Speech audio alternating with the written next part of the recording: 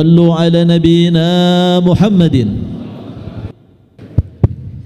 بسم الله الرحمن الرحيم. الحمد لله رب العالمين. اللهم صل وسلم على سيدنا محمد مفتاح باب رحمة الله عدد ما في علم الله صلاة وسلاما دائمين بدوام ملك الله وعلى آله وصحبه ومن والاه ومن تبع سنته واقتدى بهداه إلى يوم لقاء الله. أما بعد. السلام عليكم warahmatullahi wabarakatuh.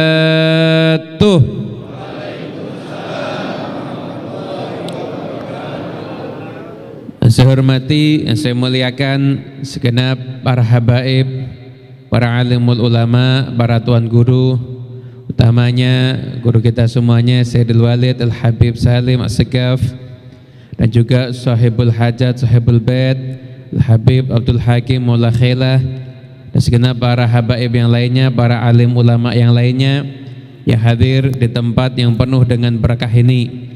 Mudah-mudahan insyaallah semua yang hadir yang punya hajat, hajatnya kabul. Yang sedang sakit Allah Ta'ala angkat semua penyakitnya.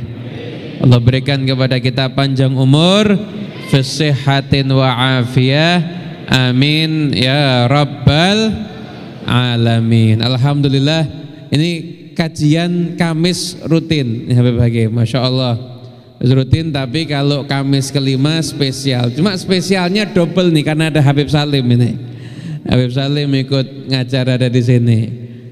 Masya Allah. Mudah-mudahan insya Allah tadi sudah dapat ilmu yang berkah. Pengajian intinya tadi. Ini cuma selingan-selingannya aja ini setelahnya. Intinya tadi sudah disampaikan sama guru kita Habib Salim, itu intinya. Sulamut Taufik itu dibaca di mana-mana. Tapi orang nggak begitu kenal dengan pengarangnya. Udah kenal dengan pengarangnya. Pengarangnya namanya Habib Abdullah bin Husain bin Thahir. Itu pengarang kitab Sulamut Taufik. Nama kitabnya udah sering dengar kan? Pengarang Sulamut Taufik ini orang hebat. Orang yang sangat hebat. Wiritannya itu sehari baca la ilaha illallah 25.000 kali. Baca ya Allah 25.000 kali. Sholawat sama Nabi 25.000 kali. Yang siap niru angkat tangan. Nggak ada yang siap ternyata. Kenapa? Soalnya yang ngomong juga nggak angkat tangan. Yang ngomong juga nggak angkat tangan. Itu wiritannya seperti itu. Jadi Anda bisa bayangkan manusia yang wiritannya itu seperti itu kalau sampai nulis kitab kira-kira manfaat apa enggak?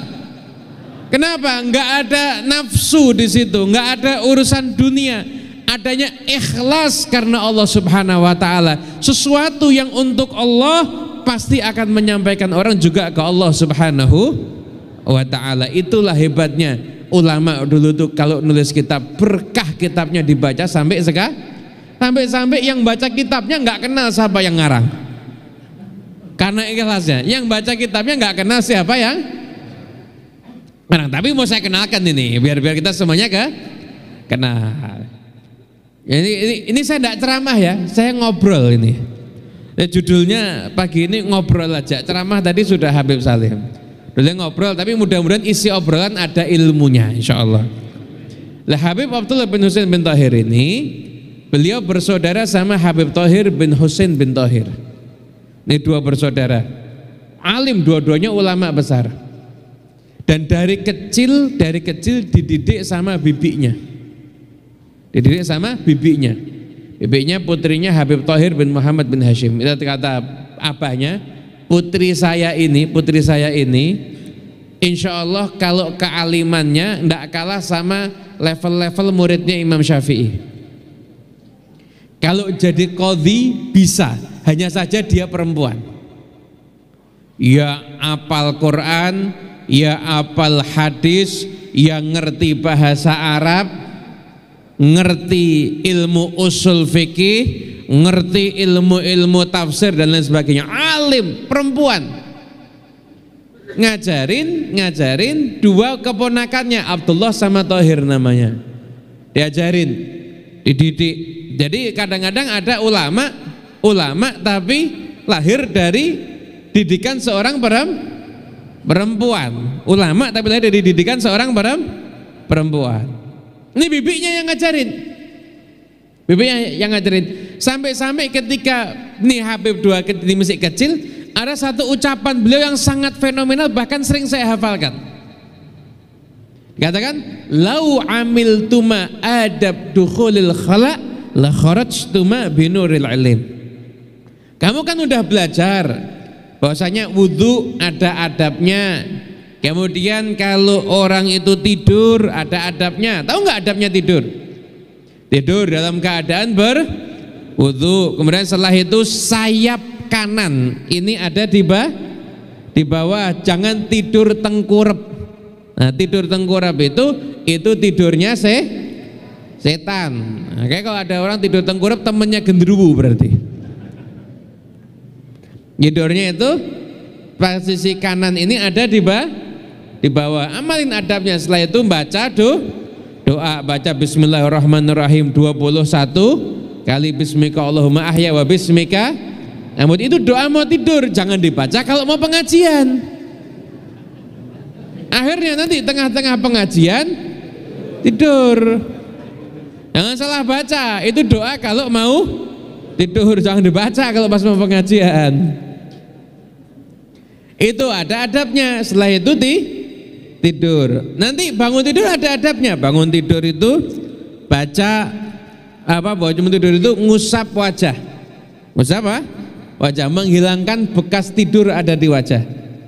Setelah itu baca alhamdulillahilladzi ahyana ba'dama amatana wa ilaihin syur. Setelah itu Nabi Muhammad SAW membaca 10 ayat terakhir surat Al-Imran. Itu baca itu Nabi SAW, karena Nabi SAW itu cinta dengan ayat itu. Maka kalau bisa kita niru yang dilakukan sama Nabi. Niru yang dilakukan sama Nabi. Kenapa? Setidaknya mengusahakan punya frekuensi amal yang sama. Kalau kita sudah ada kesamaan sama Nabi, ada kemiripan sama Nabi, siapa tahu dapat bonus di dunia, bisa lihat Nabi Muhammad SAW. Sampai nanti ada di akhirat, insya Allah lebih bisa lihat lagi Nabi Muhammad SAW.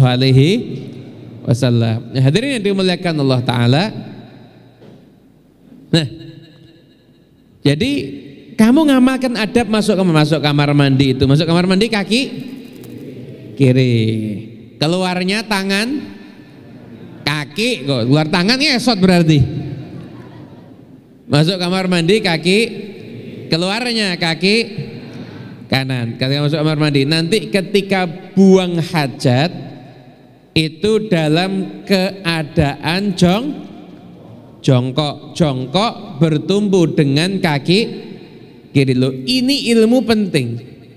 Ini orang kalau buang hajat jongkok bertumbuh dengan kaki kiri, insya Allah tidak kena prostat.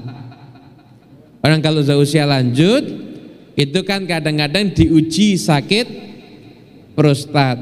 Jadi semalam di kamar mandi mungkin bisa 6 sampai 7 kali. Untuk biar sampai tuanya itu awet, maka itu kalau buang air kecil jongkok bertumbuh dengan kaki.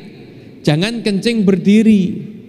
Memang kencing berdiri itu hukumnya bukan haram, hukumnya makruh, tapi jangan dibasahkan kencing berdiri. Kencing itu kita ngikutin aturannya Rasulullah sallallahu alaihi, jongkok dan bertumbuh dengan kaki kiri. Setelah buang air kecil masih ada lagi, ada namanya istibra. Tahu enggak itu Nabi Muhammad SAW pernah ngelewatin kuburan, dari 2 kuburan itu terdengar suara disiksa. Dari 2 kuburan itu terdengar suara yang satu jelas dosanya, suka ngadu domba. Hati-hati nih yang suka. Kita punya teman datang, katanya kamu diomongin sama si dia begini. Hati-hati, itu kamu diadu domba. Domba apa manusia? Domba apa manusia? Jangan mau diadu. Datang orang ngasih kabar lagi, tadi kata kamu dikata-katain begini. Domba apa manusia? Manusia. Jangan mau diadu seperti domba. Paham ya? Itu satu, dosa telas. Yang kedua dosanya kalau buang hajat nggak bener. Ini tadi orang kalau sudah buang air kecil dia jongkok. Ya, jongkok. Setelah itu selesai masih ada namanya istibro. Istibro itu mengeluarkan bekas-bekas najis yang masih ada di kemaluan. Istibro bisa jadi dengan dipencet dan sebagainya, juga dengan dehem. Dehem aja, itu aja, dan jangan usah begitu. Nanti satu kamar, satu rumah tahu kalau ini lagi kencing berarti ini. Istibro'nya keras bener. Nah, ini kata ibu-ibunya yang mendidik dua anak kecil ini tadi. Luar biasa. Mengatakan apa? Lau amil tuma adab dukhulil khala la kharajtuma binuril ilmi. Kalau kalian berdua mengamalkan adab masuk kamar mandi, maka kalian keluar dari kamar mandi, kalian membawa cahaya ilmu. Ikut pengajian juga ini. Masya Allah. Salat Nabi Muhammad. Bos, mau kemana bos?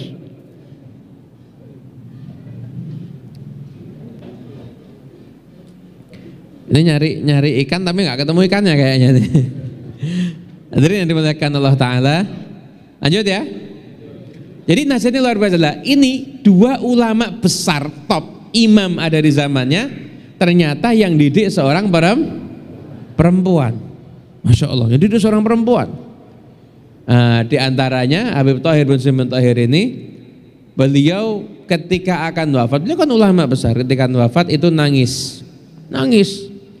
Ketika nangis ditanya sama yang ada di sana, kenapa kok nangis? Dia bilang, saya kesian orang-orang yang hidup sama saya tapi tidak sempat lihat wajah saya. Karena kalau orang lihat wajah saya, insya Allah itu wajah saya kalau dilihat cukup bisa menjadikan mereka nanti tergerak hatinya untuk tobat kepada Allah Ta'ala. Nah, lihat wajahnya orang soleh, lihat wajahnya orang soleh itu punya makna, itu enggak sembarangan. Nah, itulah kita semuanya tarbiyah, kita semuanya ambil ilmu, ambil adab, dan kita semuanya jangan lupa bahwasanya di balik itu semuanya adalah kita semuanya itu mencari berkah. Sallallahu Nabi Muhammad. Hadirin yang dimuliakan Allah Ta'ala, tadi kita sudah mendengar nasihat dari beliau dan alhamdulillah majelis rutin kajian. Nah, jadi gini, pengajian itu macam-macam. Jadi kan alhamdulillah saya beberapa kali kan sering dakwah keliling dan lain sebagainya. Subhanallah, yang paling penting itu sebetulnya bukan pengajian yang sifatnya sekali datang yang hadir mungkin puluhan ribu atau sampai ratusan ribu. Yang paling penting itu adalah bukan kita hadir di perkumpulan yang gede itu, enggak, tapi kita rutinitas menghadiri majelis ilmu. Itu yang paling penting. Kenapa? Majelis yang besar itu hanya penyemangat aja. Nanti lanjutan dari majelis yang besar itu adalah majelis rutin-rutin yang kita hadiri seperti ini. Yang ngaji fikih, ya nanti yang ngaji hadis. Di sini kan syarah hadis Jibril, ya kan? Beb, sama satu lagi. Oh, kitabnya banyak, tadi kitab malah banyak kitab, masya Allah. Ini yang paling penting. Kenapa? Karena kita semua ini perlu ilmu. Kita semua ini perlu ilmu. Ilmu itu modal untuk kita masuk surga. Nanya ya, nanya. Manusia ini hidup kira-kira berapa tahun? Kalau Habib Salim sudah di atasnya jauh, sudah 84 tahun beliau. Umur umat Nabi Muhammad SAW itu mabaina sitin wasab'in, 60 sampai 70. Biasanya untuk hidup 60 sampai 70 tahun Anda belajar ilmu urusan dunia ya, sekolah itu berapa lama kira-kira? Cuma TK 2 tahun cukup enggak? Enggak ya? Tambah SD 6 tahun. Cukup enggak? Enggak. SMP berarti 2 tambah 6 berapa? 8. SMP berapa tahun? Solo 3 tahun. Kalau di sini berapa? Oh 3 sama, saya kira di sini 5 tahun SMP-nya. 8 tambah 3 11 tahun. Cukup atau belum? Lulus SMP? Belum. SMA berapa tahun? 3. 11 tambah 3 berapa? 14 tahun. Cukup atau belum? Masih nambah lagi kan? Paling tidak itu biasanya S1. Berapa tahun? 4 tahun. Kalau yang normal, kalau sampai 7 tahun enggak normal berarti itu. Mungkin tidur terus waktu kuliah. 4 tahun berarti 14 tambah 4 berapa? 18 tahun. Nah, Anda harus tahu urusan dunia yang hanya Anda jalani 60 sampai 70 tahun, Anda belajarnya 18 tahun. Anda belajarnya 18? Hidup Anda kan 60 sampai 70 itu hampir mungkin sepertiganya Anda gunakan untuk belajar. Maaf, itu untuk kehidupan dunia. Untuk kehidupan akhirat, hidup di akhirat berapa tahun? Abadi selamanya. Kira-kira kalau 70 tahun Anda belajarnya 18 tahun, kalau akhirat yang abadi belajarnya berapa tahun? Akhirat yang abadi belajarnya berapa tahun? Hah? Berapa tahun belajarnya? Kan tadi 70 tahun itu hidup di dunia, rata-rata belajar 18 tahun. Nah sekarang akhirat yang abadi berarti belajarnya harus berapa tahun? Minimal seumur, minimal itu. Maksimalnya juga ya segitu. Maksimalnya aja itu masih minimal seumur hidup. Ada yang alasan, Beb, saya sudah tua, apakah orang tua masih perlu belajar? Ya dijawab, husnul khotimah juga pakai ilmu. Husnul khotimah itu ada ilmunya. Jangan dira husnul khotimah kayak lotre. Jatahnya husnul khotimah, ini jatahnya husnul khotimah. Masa begitu? Semuanya itu ada ilmunya. Jadi nggak bisa semuanya harus pakai ilmu. Urusan dunia aja pakai ilmu, apalagi urusan akhirat kita juga harus selalu mencari Lah duduknya kita di majelis ilmu yang semacam ini bukan cuma sekedar dengerin pengajian, ini ngerubah cara hidup kita. Datang majelis ilmu itu merubah cara hidup kita, mau nggak mau pasti akan berubah. Ya. Allah Ta'ala berfirman, Qul hal yastawil ladzina ya'lamuna wal ladzina la ya'lamun. Katakan wahai Muhammad, apakah sama orang yang punya ilmu dengan orang yang tidak berilmu? Sama atau tidak?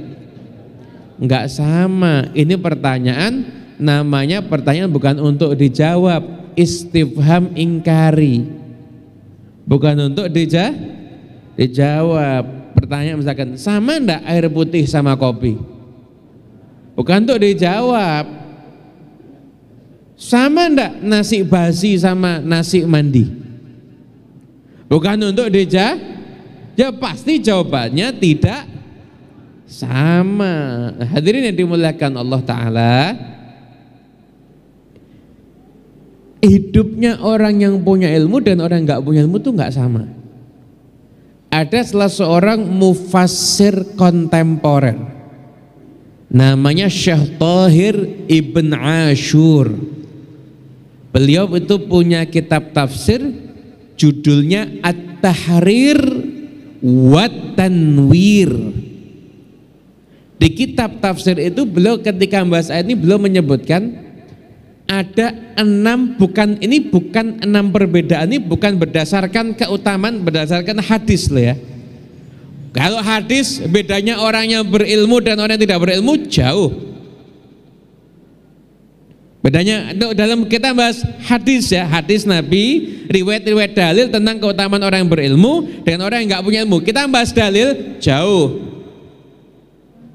Bahkan kata Habib Abdullah bin Alawil Haddad dalam kitab Nasaihnya, seandainya tidak ada hadis tentang keutamaan ilmu kecuali cuma sekelumit dari sabda Nabi, yulhamuhus su'ada wa yuhramuhul ashqiya, itu udah cukup.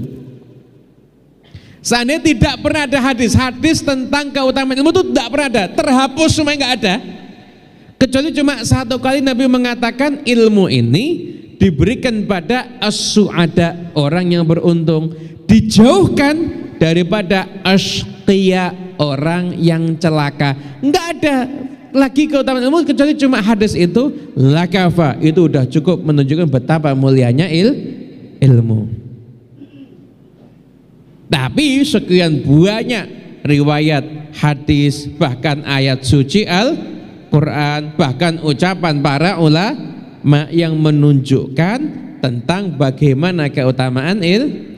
Lah yang unik di kitab tafsir At-Tahrir wa Tanwir Syekh Thahir Ibn Ashur, beliau mengungkapkan 6 perbedaan orang yang berilmu dengan yang tidak berilmu fil hayatil ijtimaiyah, di dalam kehidupan mereka bermasyarakat. Itu ada 6 perbedaan yang nggak mungkin 6-6-nya saya sebutkan di sini semuanya. Jadinya kita ketemu Kamis tapi bulan depan tahu nah. Panjang kalau dijelasin. Tapi saya cuma ambil sedikit aja. Saya cuma ambil sedikit saja. Kalau orang itu dia sudah terbiasa mendapatkan doktrin ilmu agama, maka kalau dia itu punya hajat akan lebih cepat sampai kepada hajatnya. Kalau dia itu punya hajat akan lebih cepat untuk sampai kepada hajatnya. Contoh, ada orang misalkan, manusia ini kan problem macam-macam, betul apa enggak? Kadang-kadang keluhan masalah itu belum tentu itu adalah sumber masalah, paham nggak? Keluhan masalah belum tentu itu adalah sumber. Saya kasih contoh aja dah. Lo pernah ada satu keluarga kita sakitnya pusing, udah ke dokter, obat pusing macam-macam udah, satu apotek udah dimakan sama dia, tinggal apotekernya yang belum. Obat pusing udah dimakan semuanya, subhanallah nggak sembuh. Akhirnya datang satu dokter yang lebih pintar lagi. Saya udah makan obat ini udah, semua obat udah. Nah dokternya, ini ada nggak beres. Diperiksa, ternyata yang sakit giginya. Sumber masalahnya itu gigi, tapi yang pusing begitu giginya diobati, kepalanya sembuh. Hidup kadang juga sama. Ada orang sama Allah Ta'ala diuji anaknya nakal. Anaknya nakalnya, Masya Allah kayak anak setan. Anak setan aja kalah nakal sama anaknya dia. Ya itu malah bisa ngajarin anaknya setan lebih nakal, mungkin begitu. Dari saking nakalnya, ditaruh di sekolah ini, dipindah sekolah itu, dipindah ke sana, dipindah lagi ke sana. Kalau perlu cari sekolah semua gurunya kayak Al-Guju. Tetap anaknya nakal. Keluhannya sebetulnya memang di anak, tapi sumber masalahnya bukan di anak, dianya mungkin yang harus dikoreksi. Kenapa kok anaknya nakal? Oh, kerjanya saya nggak bener, kerja cuma numpulin duit tapi nggak pernah bayar zakat, diingetin lewat anak nakal. Paham? Oh, saya punya utang sama orang nggak saya bayar, padahal udah jatuh tempo, udah ditagih, mampu, sengaja nunda-nunda nggak membayarkan haknya orang, diuji anaknya nakal. Oh, saya pernah nyakitin hati orang tua. Oh, saya pernah begini. Kadang-kadang keluhan masalah beda dengan sumber. Lah, orang kalau hadir di majelis ilmu, nanti apa yang ada di majelis itu akan masuk ke dia dan menguraikan semua permasalahan hidupnya, insya Allah. Makanya saya yakin Anda pasti pernah, Anda pas pusing ada masalah, datang ke satu majelis, ternyata jawabannya adalah solusi permasalahan Anda. Nah, itu barokahnya orang hadir ada di majelis ilmu. Makanya orang yang terdidik dengan ilmu itu nggak sama dengan mereka yang nggak punya ilmu. Maka sampai-sampai ada satu hadis Nabi SAW, di akhir zaman nanti akan terjadi fitnah.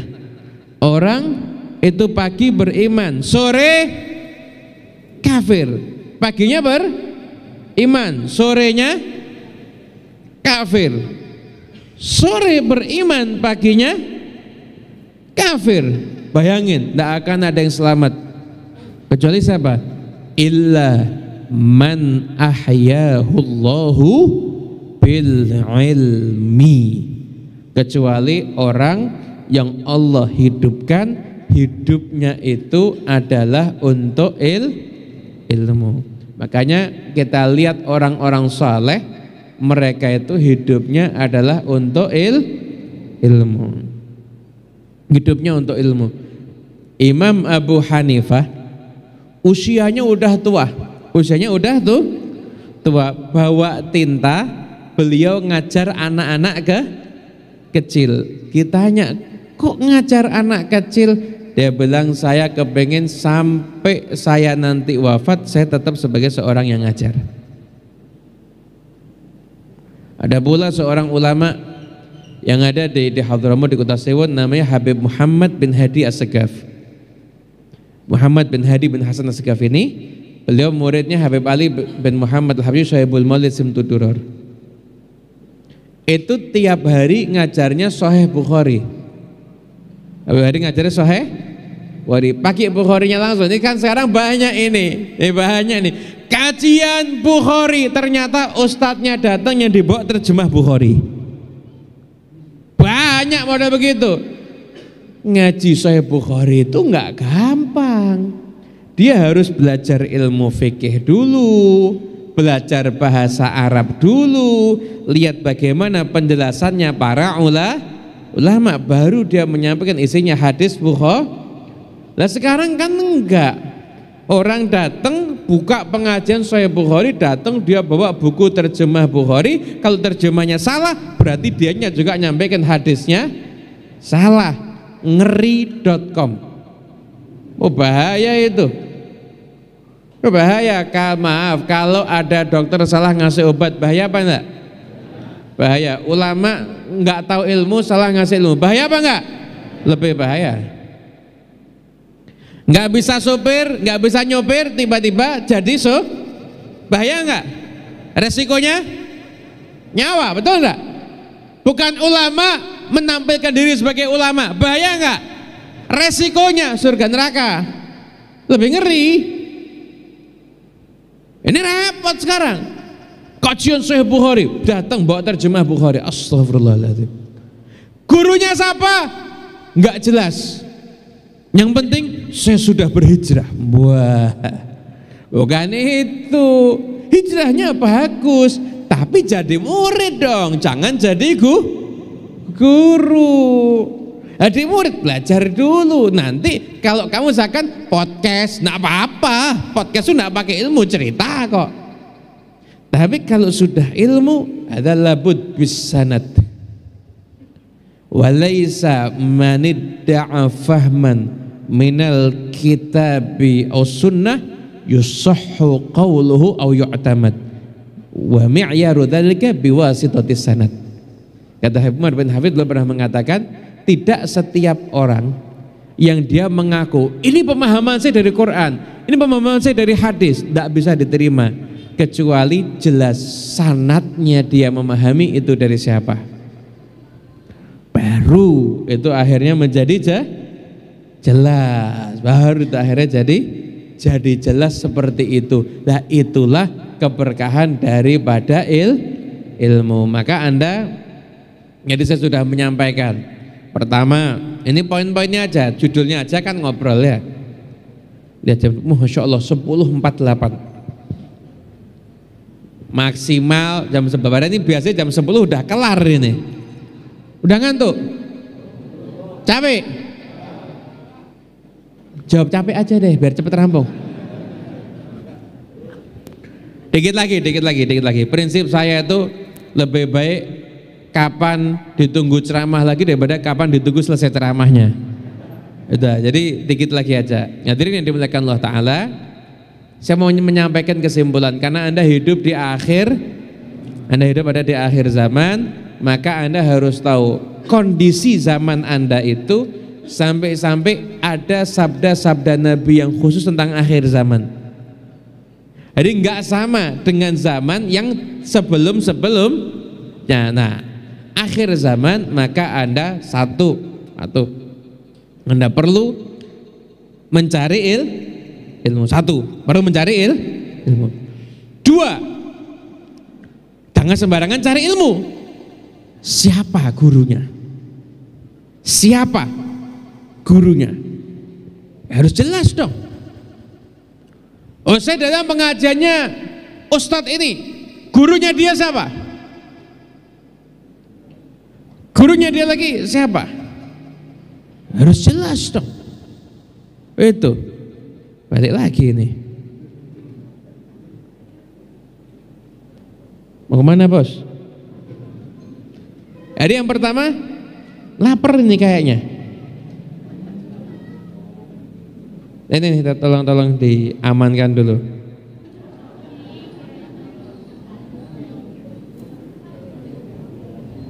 Ya, tolong diamankan dulu. Iya, lo bisa kasih makan. Traktir soto-soto atau apa tuh di belakang situ. Salam Nabi Muhammad. Ya. Jadi yang dimuliakan Allah Ta'ala, bentar lagi datang lagi lewat sana. Datang lagi sudah selesai pengajiannya. Jadi yang pertama Anda harus cari ilmu. Yang kedua, nggak bisa sembarangan Anda asal hadir pengajian atau asal dengerin di YouTube atau broadcast nggak jelas pengirimnya siapa. Lebih ngeri lagi itu. Lebih ngeri. Apalagi kalau sudah memasuk bulan apa? Masuk bulan Jumadil Akhir, barang siapa mengabarkan kedatangan Jumadil Akhir kepada orang lain mendapatkan pahala sekian. Itu hadis palsu, hati-hati itu, jangan ikut nge-share. Bagi broadcast ilmu hasil broadcast nggak jelas. Jadi Anda harus mencari ilmu. 2, Anda harus punya guru yang mana tempat Anda mencari ilmu orang yang sanad keilmuan jelas. Sanad keilmuan jelas. Dan yang ketiga tadi di antara ulama-ulama yang sanad keilmuannya jelas, tadi ada sahibul kitab Sulamut Taufik Habib Abdullah bin Husain bin Tahir, dan juga Habib Tahir bin Husain bin Tahir. Itu beliau punya guru, punya murid yang sanad keilmuan. Ulama-ulama yang ada di Nusantara ini sampai kembali kepada beliau. Rata-rata saya pernah beberapa kali mengisi pengajian ada di Jawa Barat ini, banyak para kiai yang gurunya kepada Sayyid Ahmad bin Zaini Dahlan. Ahmad bin Zaini Dahlan, ada sanad keilmuannya sampai ke situ. Ada pula sanad keilmuannya itu sampai ke Syekh Yasin bin Isa Al-Fadangi. Ya, Yasin bin Isa Al-Fadangi itu diantara sanad keilmuan beliau itu akan sampai kepada Habib Husain bin Muhammad bin Husain Al-Habsyi. Anda pernah dengar Habib Ali bin Malik Simtuduror? Beliau punya kakak namanya Habib Husain, itu seorang mufti. Ayahnya Habib Muhammad bin Husain itu juga seorang mufti. Rata-rata sanad keilmuan para ulama itu nanti kalau diurut-urut sampai kepada beliau. Jadi Habib Muhammad bin Husain itu muridnya Habib Abdullah bin Husain bin Thahir. Dulu Habib Abdullah bin Husain bin Thahir itu punya murid namanya Muhammad bin Husain Al-Habsyi. Namanya kebetulan sama kayak saya. Ini murid andalan untuk dakwah, bagian dakwah. Di setiap ada satu daerah ini tidak ada pengajian dari sholat, kirim 3 bulan di sana berubah, bukan cuma bisa sholat, bisa ngajarin orang lain untuk sholat. Nanti tempat lain lagi, sampai akhirnya datang orang pulang haji bilang, gimana orang-orang Mekah? Ya kalau di haram banyak pengajian, di luar haram gimana? Enggak ada ulama yang pergi keluar haram. Di luar haram itu enggak ada yang tersentuh dakwah, halakoh cuma ada di wilayah haram. Maka beliau panggil muridnya, ya Muhammad bin Husain, pergi ke Mekah, dakwah di sana, jangan cuma di halakoh haram, kamu dakwah sampai ada di luar wilayah haram. Muridnya, murid zaman now tanya, ongkos gimana? Di sana saya mau di mana? Terus saya ngapain? Duitnya dari mana? Baru punya anak usia 7 tahun. Anak saya masih kecil. Tapi yang merintah gurunya wali. Ngomongnya enggak ngawur. Sehari aja zikirnya la ilaha illallah 25.000 kali. Sholawatnya 25.000 kali. Zikir-zikir yang lain juga 25.000 kali. Ngomong enggak ngawur. Sami'na wa ata'na, berangkat.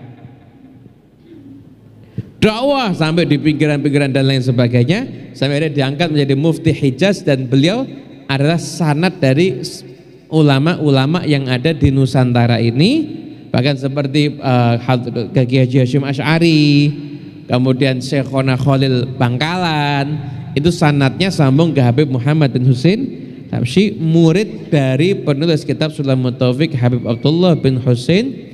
Nah, Anda cari ilmu, pilih ulama yang sanad, udah dapat guru ikutin. Kalau mau milih guru, mata dibuka, lihat bener nggak istikharah, ini guru saya bener atau istikharah kalau perlu. Udah dapat istikharah, sanadnya bener, apalagi termasuk orang-orang yang dekat nasabnya dengan Nabi Muhammad SAW, tutup mata udah ikutin guru. Ini ada pendapat baru model macam-macam, enggak, saya enggak ngikut, saya ngikut guru saya. Enak kalau orang tuh punya guru. Ini ribut, ini hukumnya gimana? Kan sekarang kan banyak polemik. Anjing masuk masjid, ribut hukumnya gimana? Ada lagi mau lebaran, ribut harus gimana? Orang kalau punya guru, nyantai, saya ikut guru saya, titik. Yang lain bingung, rame, nyantai, saya ikut guru saya, titik. Enak kan? Enak gak? Enak gitu. Orang kalau punya guru enak. Ya kalau sudah Anda hidup seperti itu, maka insya Allah nanti Anda akan mendapatkan kehidupan yang bagus, bahkan mengakhiri kehidupan pun juga dalam keadaan yang baik. Ini Habib Abdullah bin Husain bin Thahir. Beliau ketika akan wafat, istrinya datang, kemudian mentalkin, la ilaha illallah, la ilaha illallah. Habibnya udah sekarat nih, nanya, ente mau dikte saya atau mau zikir sendiri? Sudah sekarat. Istrinya ya mentalkin, kan sunnah begitu, nggak usah ngingetin saya sama la ilaha illallah.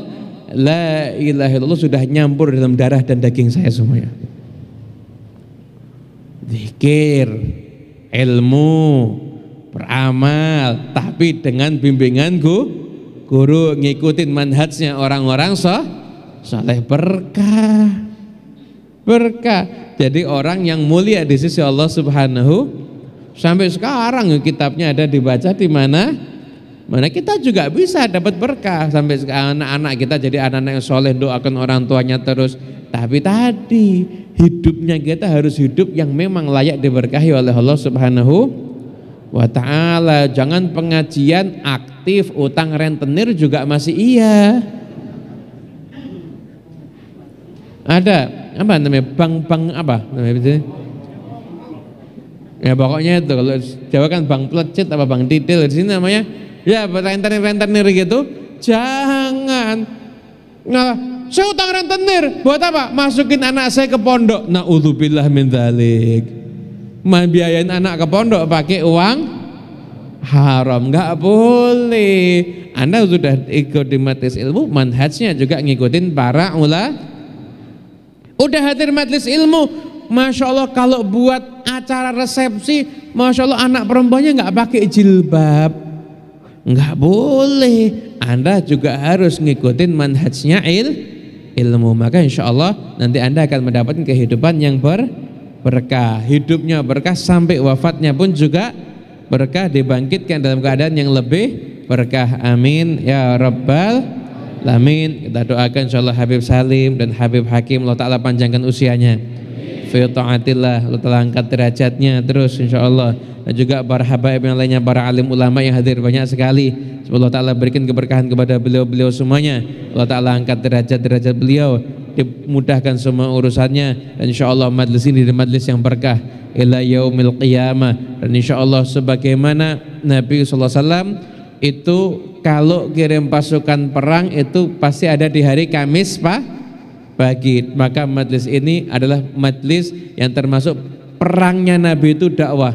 Maka majlis juga termasuk bagian daripada dakwahnya Nabi Muhammad SAW, termasuk syariah yang diutus oleh Rasulullah SAW. Majlis yang ada di hari Kamis pagi ini semoga menjadi majlis yang penuh berkah. Amin ya rabbal alamin. Masyhadnya sudah cakep Beb, Kamis pagi Beb. Majlis sudah cakep nih, majlis Kamis pagi ini jarang saya ketemu ini. Biasanya kan hari libur, tapi ini majlisnya diadakan di hari Kamis. Yang hari libur pun juga bagus karena biar banyak yang juga majlis hari Kamis pagi ini masyhadnya punya masyhad tersendiri. Nabi kalau kirim pasukan perang itu yaumul khamis, dan itu di pagi hari. Pasukan perangnya Nabi itu bukan mau membantai orang tapi mau dakwah. Maka majlis juga termasuk bagian kiriman dakwah dari Nabi untuk umat yang ada di zaman sekarang insyaallah. Amin ya rabbal alamin. Cukup ini yang bisa kami sampaikan. Saya nggak nutup dengan doa nanti dimintakan sama para habib dan sama para kiai yang lain. Nah, saya Masya Allah senang banget bisa hadir ada di tempat ini, dan saya pun juga berharap keberkahan daripada majelis ini. Semoga kita semua pulang bawa berkah, hajat kabul, sehatul afiat, anak kita jadi anak yang soleh solihah, rumah tangga sakinah mawaddah warahmah, rezeki berlimpah ruah mengalir dari segala arah, dan di akhir usaha kita dalam keadaan husnul khatimah. Wassallallahu ala sayyidina Muhammad sallallahu alaihi wasallam. Alhamdulillahirabbil alamin. Wal afu minkum. Wassalamualaikum warahmatullahi wabarakatuh.